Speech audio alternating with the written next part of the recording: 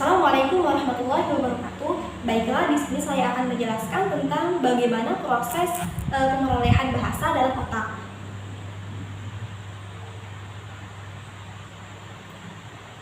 Seperti yang kita ketahui, otak memiliki segudang peran penting dalam tubuh manusia. Sebagai sistem saraf pusat, otak mengontrol semua yang terjadi pada tubuh, baik itu pikiran, ingatan, ucapan, perasaan, penglihatan, pendengaran, gerakan, hingga fungsi organ lainnya. Otak memiliki berat sekitar 1.300 sampai 1.400 gram dan mengandung kira-kira 100 miliar neuron sel saraf. Secara garis besar, sistem otak manusia itu dapat dibagi menjadi 3, yaitu seperti yang teman-teman bisa lihat, ada cerebellum, yaitu otak besar, bagiannya adalah ini, wilayah dari cerebellum. Kemudian yang kedua adalah cerebellum atau otak kecil. Nah, ini adalah bagiannya, bagian kecil ini. Kemudian batang otak atau brainstem, ini ya, yang akan menjadi penghubung ke susun tulang belakang. Bagian otak yang paling penting dalam kegiatan bahasa itu adalah otak besar. Bagian pada otak besar yang paling terlibat langsung dalam penulisan bahasa adalah korteks cerebral. Apa itu korteks cerebral? Korteks cerebral itu adalah bagian yang tampak seperti gumpalan-gumpalan berwarna putih dan merupakan bagian terbesar dalam sistem otak manusia. Bagian ini mengatur dan mengelola proses kognitif pada manusia, dan salah satunya adalah bahasa. Jadi, korteks cerebral ini merupakan lapisan terluar dalam otak yang berada di otak bagian ini ya, otak besar atau cerebellum. Kemudian, korteks cerebral ini dibagi menjadi 2 bagian, yaitu ada hemisfer kiri atau belahan otak kiri dan hemisfer kanan atau belahan otak kanan. Kemudian pada korteks cerebral ini terdapat juga 4 bagian yang menjadi penyalur adanya sebuah bahasa dalam otak. Yang pertama itu adalah lobus frontal. Dari katanya saja sudah kita ketahui bahwa front itu adalah depan. Jadi lobus frontal ini adalah bagian otak yang berada di bagian depan.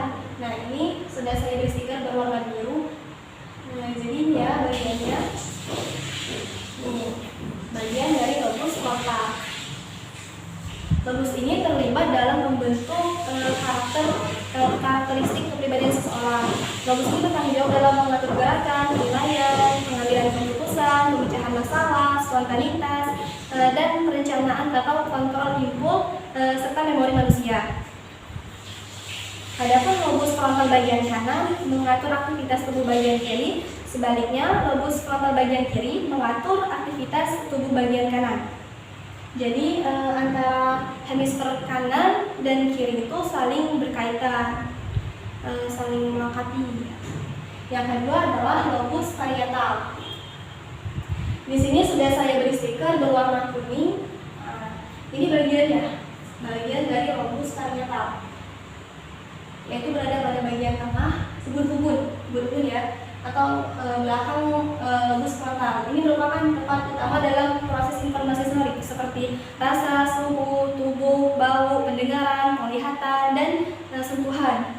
Selain itu, fungsi korteks cerebral ini juga sebagai penalaran spasial atau ruang, dimensi, dan navigator arah yang meliputi pembaca memahami sebuah peta ataupun mencegah dan terbentuknya suatu objek atau koordinasi gerakan tanpa rangsangan visual. Dan yang ketiga adalah lobus occipital. Di sini sudah saya beri stiker berwarna pink. Ini yang bagiannya. Ini adalah lobus terkecil yang terletak di bawah lobus parietal, karena lobus ini membantu Anda memahami apa yang mata Anda lihat.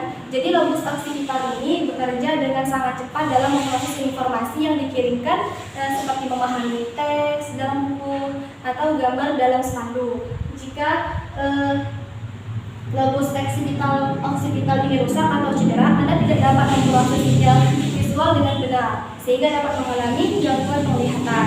Kemudian yang terakhir terakhir adalah lobus temporal yang saya beri berwarna hijau ya. Nah, ini bagian dari lobus temporal, terletak di bagian bawah lobus frontal dan parietal. Jadi ini terkait dengan kemampuan pendengaran dan bahasa. Bagian lobus ini menerima sinyal suara dan ucapan dari telinga Anda untuk kemudian diproses dan dipahami menjadi sebuah makna. Dengan kata lain, Anda tidak akan dapat memahami sesuatu jika bukan karena lobus temporal. Tak hanya itu, lobus temporal juga membantu Anda mengenali dan membedakan semua jenis suara dan tinggi rendahnya nada. Sebagai contoh, Anda dapat membedakan antara suara tawa dan suara tangisan bayi karena peran dari lobus temporal tersebut.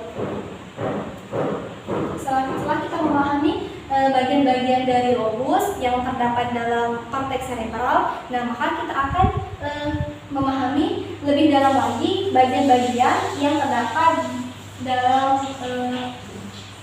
korteks cerebral yang berpengaruh dalam proses terjadinya sebuah bahasa.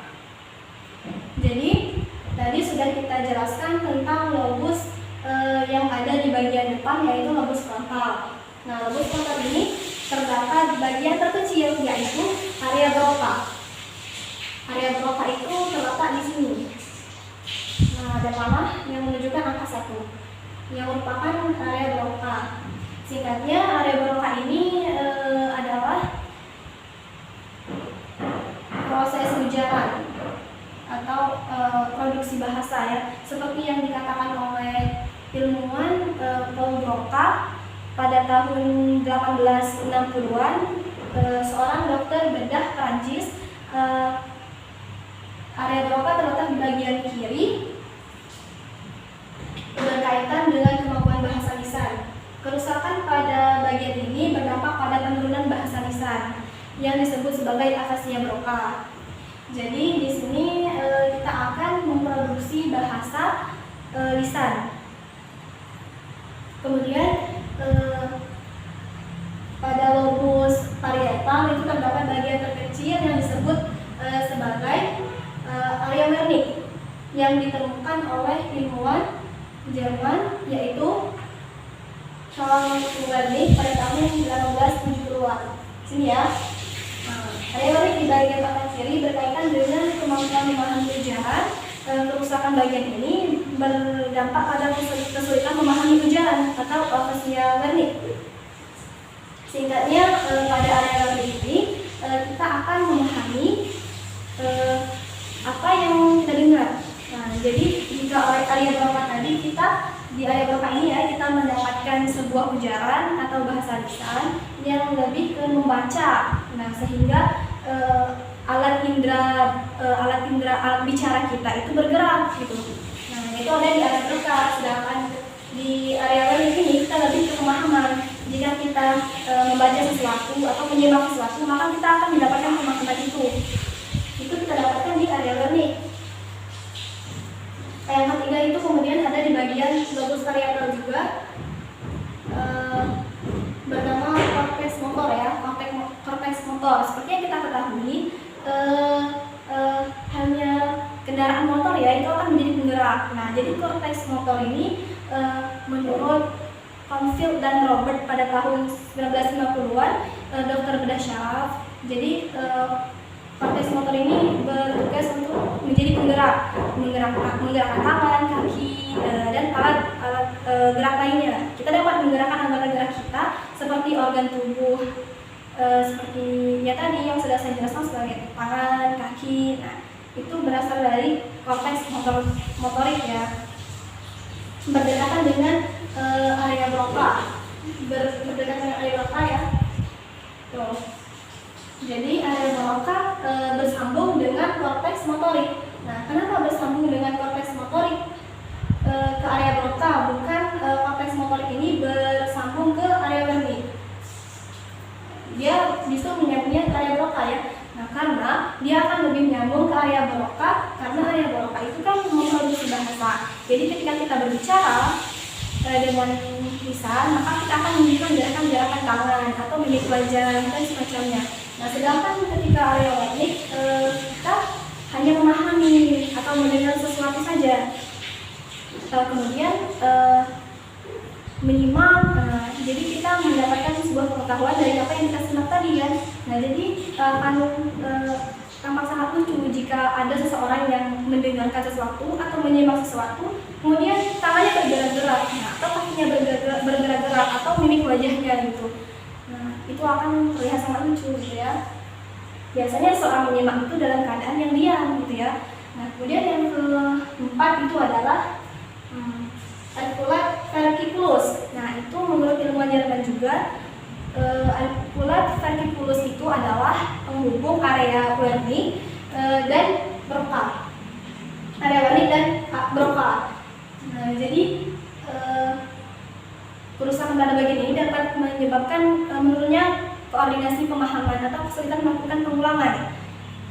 Jadi articulat versiculus ini merupakan serabut sel saraf yang menjadi penghubung antara area Wernicke dan area Broca. Jadi apa yang sudah kita pahami dari area Wernicke tadi kita salurkan, kemudian kita salurkan ke area Broca tadi, sehingga timbullah sebuah ujaran-ujaran berdasarkan apa yang kita pahami di area Wernicke tadi. Jika seseorang mengalami gangguan pada articulat versiculus ini, itulah yang akan menjadi penyebab jika ada seseorang yang apabila dia itu berbicara atau mengucapkan sesuatu, maka akan berbeda dengan apa yang dia pikirkan seperti itu. Jadi tidak sinkron antara apa yang dipikirkan dengan apa yang diucapkan. Nah, itu akan mempersulit orang tersebut dalam menjelaskan sesuatu atau ketika dia sedang presentasi gitu ya. Jadi dia akan bingung dengan ucapannya sendiri gitu. Nah, jadi kesimpulan dari pemrosesan bahasa itu, area pemrosesan bahasa yang pertama itu adalah kata didengar, kata dipahami melalui telinga, dikirim ke area Wernicke, kemudian ditransfer melalui articulat versiculus tadi ke area Broca untuk memproduksi bahasa lisan. Nah, dan juga bisa sinyalnya dikirim ke sini, ke korteks motorik untuk menunjukkan gerakan tubuh seperti tangan, mimik wajah, gerakan kaki, rahang, dan lain sebagainya. Baik, itulah yang dapat saya jelaskan sedikit mengenai pemrosesan bahasa dalam otak. Jika terdapat kesalahan, itu saya mohon maaf yang sebesar-besarnya. Assalamualaikum warahmatullahi wabarakatuh.